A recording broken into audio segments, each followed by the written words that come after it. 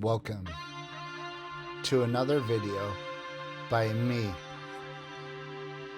El Medio de Norte del Americano, JK Reacts. Sorry about the delay in my videos lately. Had 4 Oregon State University baseball games in like 6 days. If you know, you know. For everybody that celebrates, Happy Easter. Today's video, a channel called Nonstop. It's titled, How Bad Was Michael Jordan at Baseball? Personally, I remember his baseball career pretty vaguely. I remember some positive things about it, and I remember some not so positive things about it.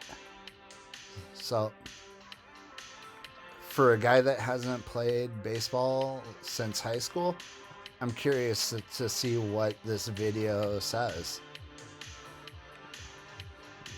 If you like this content, like, share, and subscribe. And without any further delay, let's get into it. Why did Michael Jordan start playing minor league baseball at the peak of his basketball ability? And did he really suck as a baseball player? Some MLB general managers called his baseball skills a disgrace, and Sports Illustrated openly pleaded for MJ to stop playing because he was embarrassing the sport. In the MLB, the batting average is around .250, but Jordan only played AA. That's 2 steps down from the majors, where he batted .202. That'd be like if Derek Jeter decided to stop baseball after he won the World Series, only to start playing basketball in the G League, averaging less than 10 points per game. However, MJ's baseball manager, Terry Francona, a 2-time World Series champion, said that Michael would have made it to the MLB if he had more time to practice. Some of Jordan's stats, like his steals and on-base percentage, support Francona's theory. And he wasn't the only one saying that Jordan could have been a legitimate MLB player. Sorry, real quick. When speaking about Jordan's baseball ability and potential, Terry Francona's exact words were, "I do think with another 1,000 at-bats, he would have made it," end quote. So, to put that number into a perspective, an everyday Major League Baseball player accumulates between 550 to 600 plus at-bats over a 162 game season. So roughly in a year and a half to 2 years, he feels like Michael Jordan at age, he would have been 33-ish at the time, would have made a Major League Baseball roster. And the second quote Terry Francona had about his ability was, he had it all: ability, aptitude, and work ethic.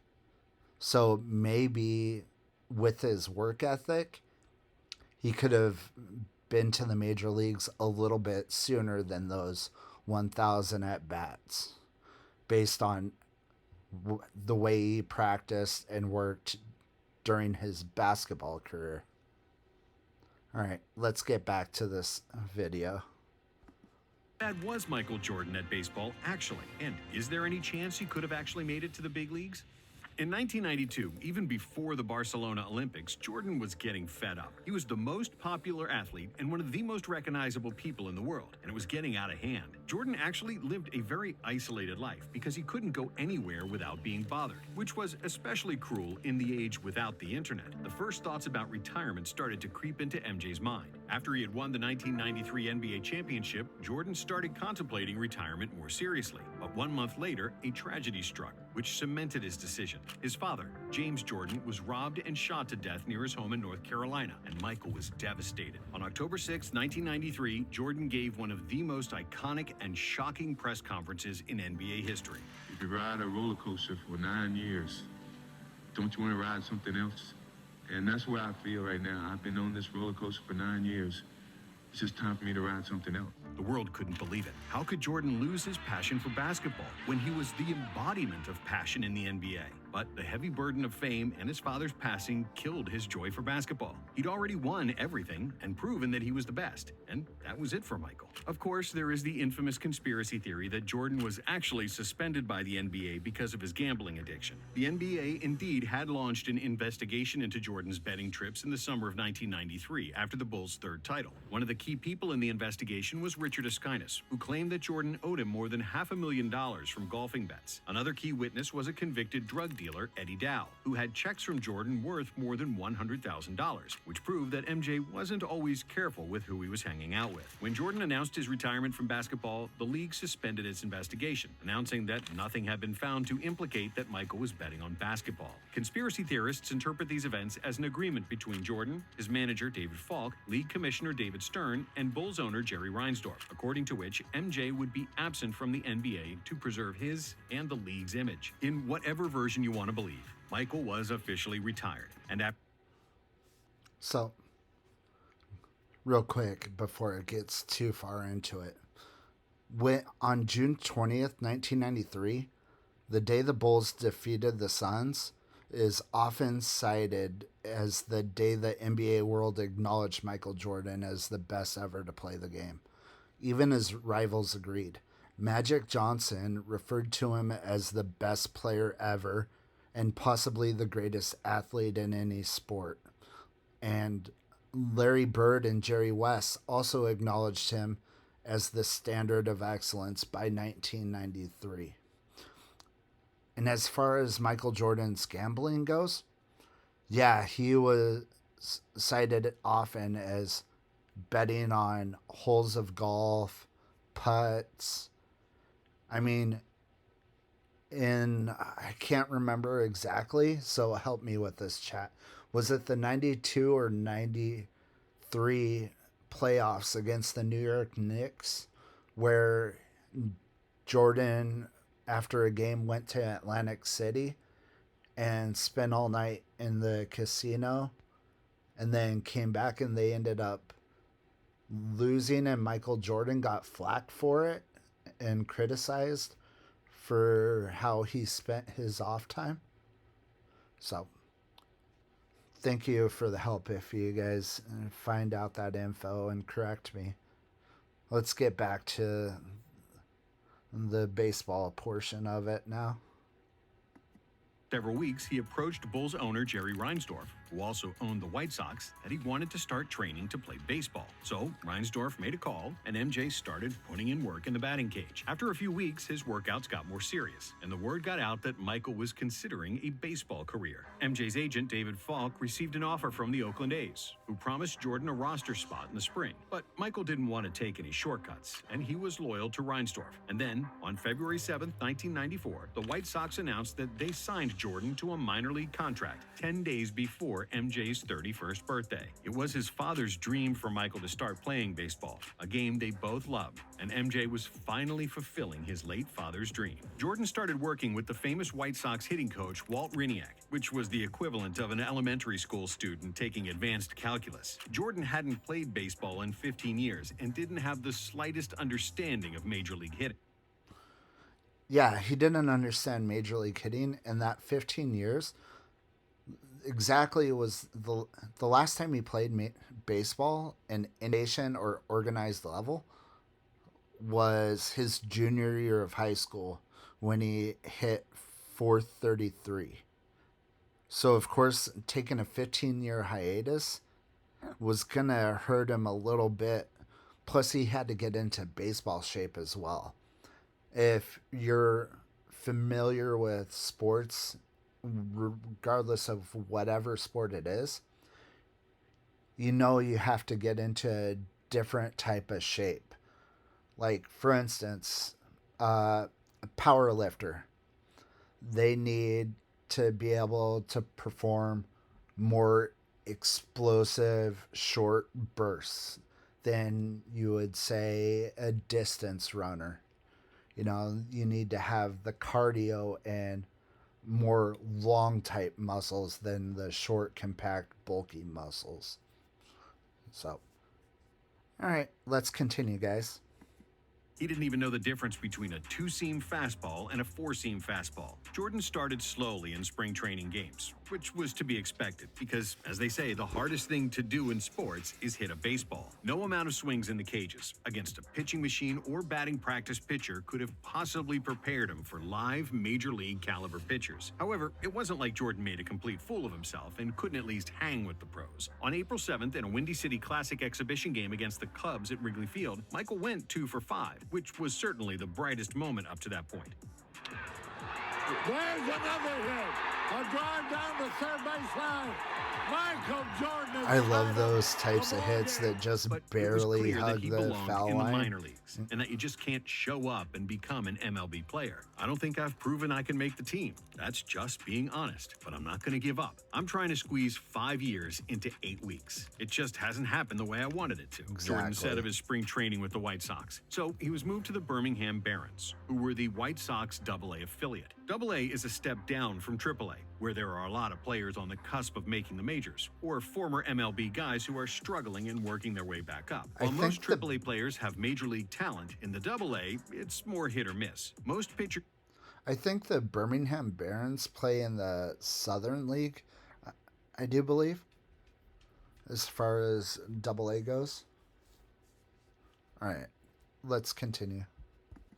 Lower minors have either a good fastball or a good breaking ball, but not both, and their overall game is not refined. This league was the perfect starting spot for Jordan, who was an elite athlete, but in baseball terms, he was a novice, like a talented high school freshman trying to play in the NBA. However, Jordan had a few things going in his favor. As Terry Francona put it was his ability, aptitude, and work ethic. MJ would spend entire days in the clubhouse with the same maniacal workload that got him to the top of the NBA. Barry Johnson, former Birmingham Barons relief pitcher, said, "I prided myself on my work ethic and getting to the field and putting in work, and you could not beat him to the field. He was there taking extra batting practice before batting practice. We'd play our games, and he was the last one there, finishing up with Mike Barnett, our hitting coach."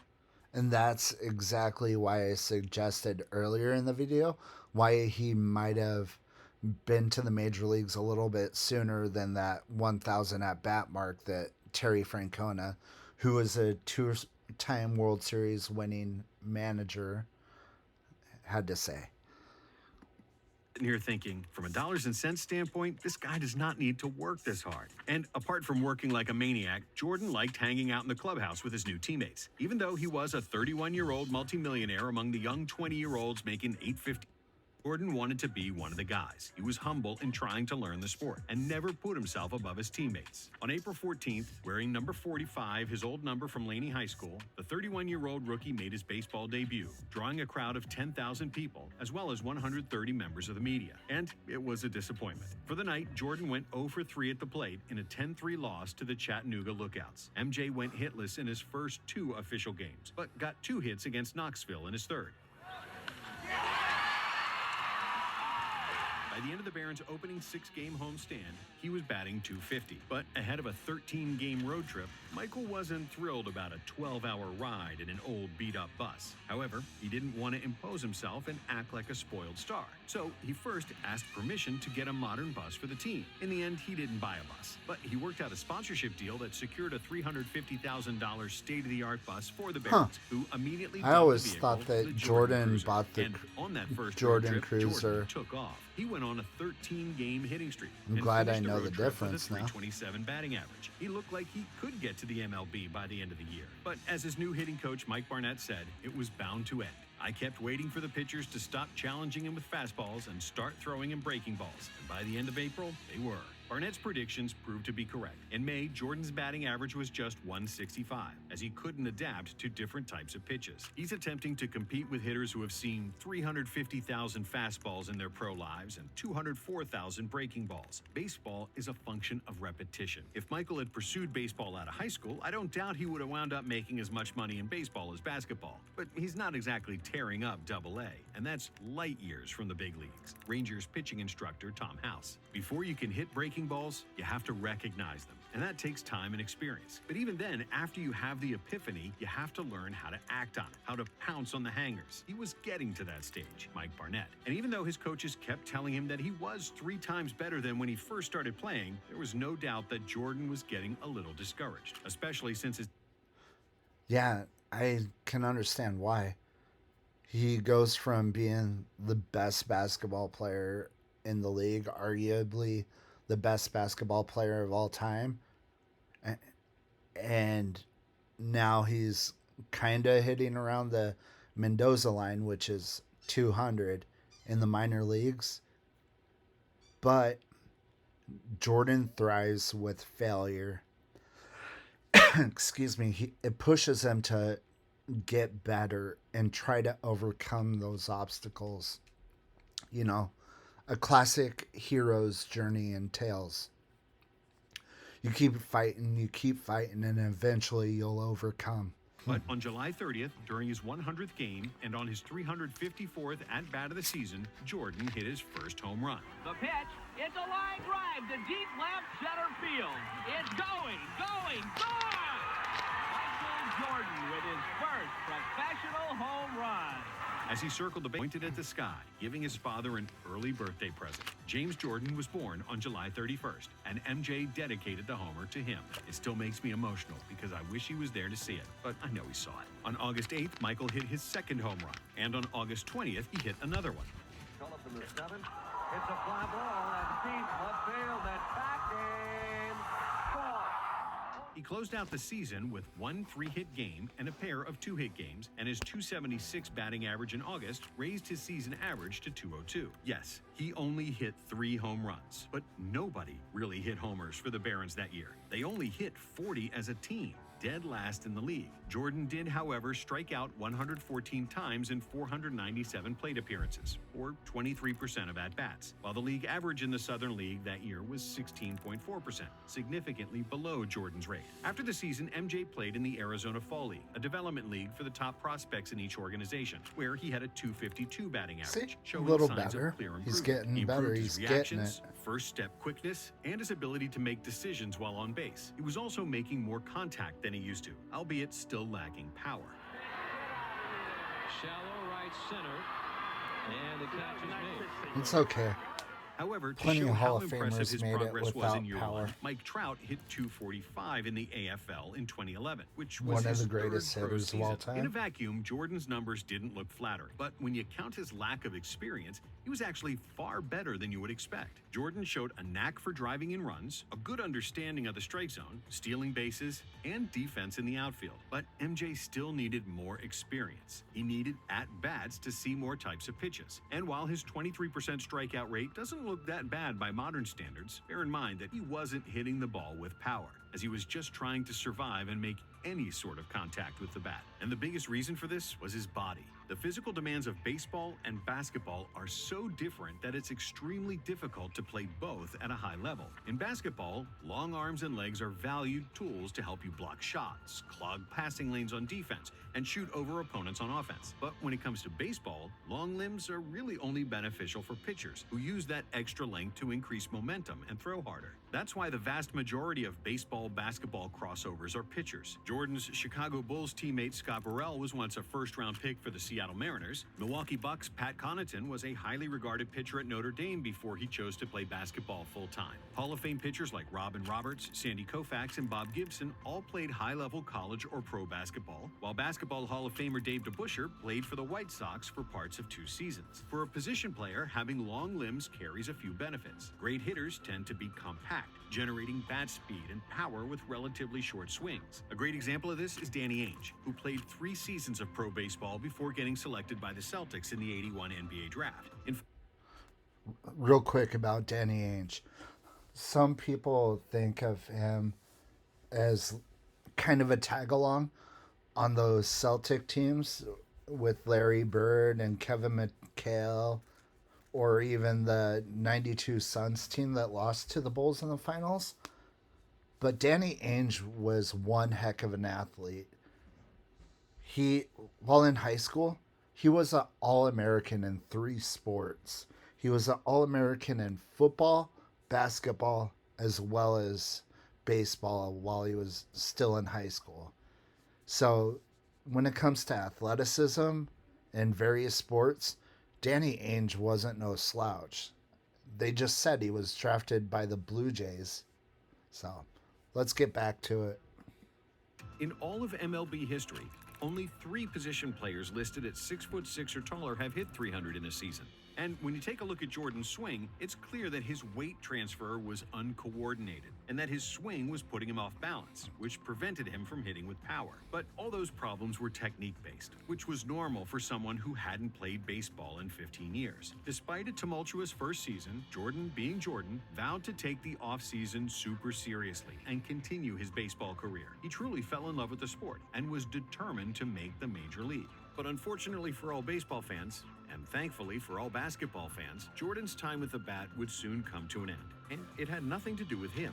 Well, it is now official. No more regular season, no extended version of the playoffs, and for the first time since 1904, no World Series, Brendan. Due to the longest strike in MLB history, during which the entire 1994 postseason and the World Series had been canceled, spring training in 1995 opened without the major league players. As the strike lingered, MLB owners began making arrangements to start the season with replacement players. But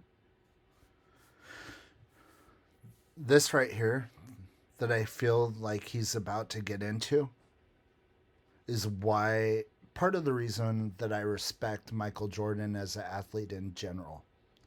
Everything that he achieves, he wants to achieve it through hard work and dedication.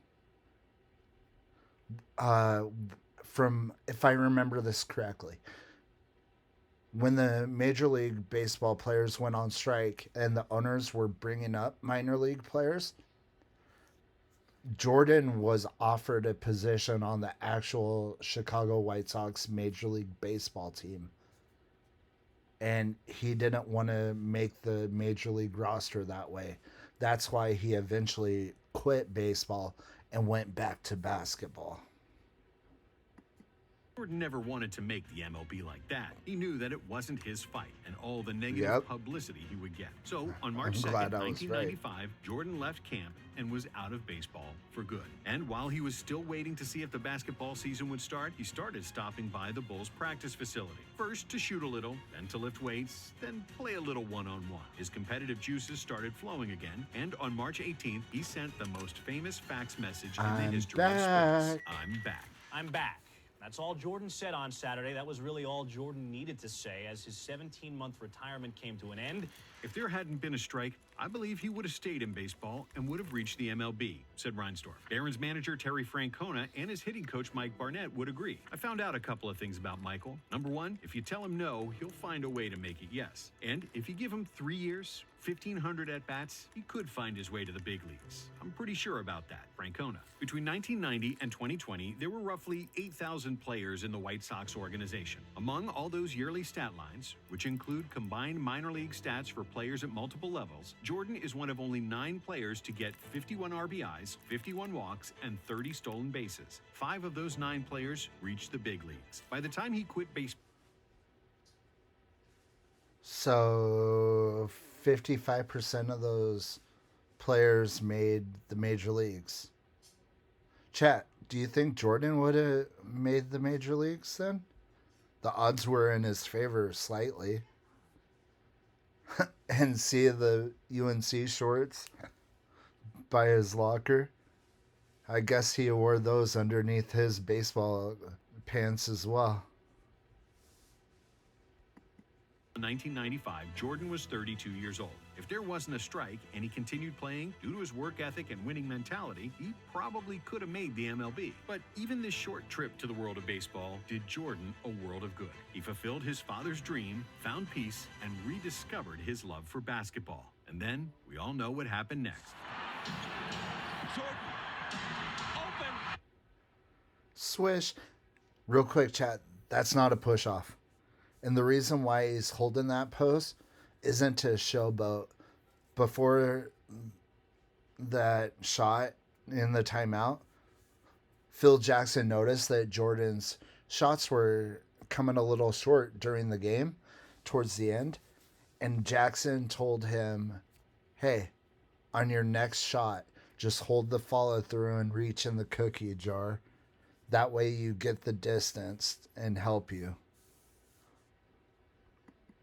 Chicago with the lead. Thanks for watching. And if you like this one, check out the next video and keep watching Nonstop.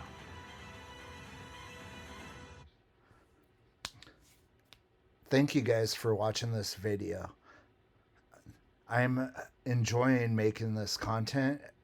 I know I've only done several videos at this point, but thank you for watching them. As I progress in my YouTube career and making these YouTube videos, I feel like I'm getting a little bit better, and I thank you for being patient with those. If you like what I have to say, like, share, and subscribe to my channel. And feel free to comment in my comment section whatever you feel. If you like the way that I'm presenting these videos, if you have a counter to my thoughts, if I need correction at times in the way I'm perceiving things, or even if you just agree or just stop by to say hi. As always, the link to the original video by Nonstop will be in the description. And again, happy Easter, and thank you for joining me. With that being said, El Medio de Norte del Americano, JK Reacts, signing out.